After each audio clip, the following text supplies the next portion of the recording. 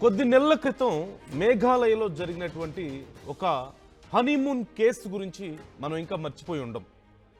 భర్తను హనీమూన్ కని తీసుకువెళ్ళి బాయ్ ఫ్రెండ్తో ప్లాన్ చేసి అతని ప్రాణాలు తీసి అదేదో ఒక యాక్సిడెంట్ లాగా చిత్రీకరించే ప్రయత్నం చేసి చివరికి దొరికిపోయినటువంటి ఘటన.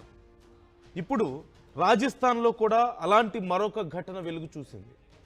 భర్తను వాకింగ్ కని తీసుకువెళ్ళి బాయ్ ఫ్రెండ్తో కలిసి భర్త ప్రాణాలు తీసింది ఆ భార్య. ప్రియుడితో కలిసి పక్కా ప్లాన్ ప్రకారం అతని ప్రాణాలు తీసి ఇదంతా ఒక యాక్సిడెంట్ లాగా చిత్రీకరించే ప్రయత్నం చేసింది. 3 నెలల క్రితం పెళ్లి చేసుకున్నారు ఆశీష్, అంజు. పెళ్లి కాక ముందు నుంచే అంజుకి సంజు అనే వ్యక్తితో ప్రేమాయణం నడిచింది. అయితే సంజుతో కలిసి భర్త ఆశీష్ను పెళ్లి తర్వాత ప్రాణాలు తీయడానికి అంజు స్కెచ్ వేసింది. భర్త ప్రాణాలు తీసి యాక్సిడెంట్గా చిత్రీకరించే ప్రయత్నం అక్కడ చేసింది. కానీ చివరికి పోలీసుల విచారణలో అసలు విషయం బయటపడింది.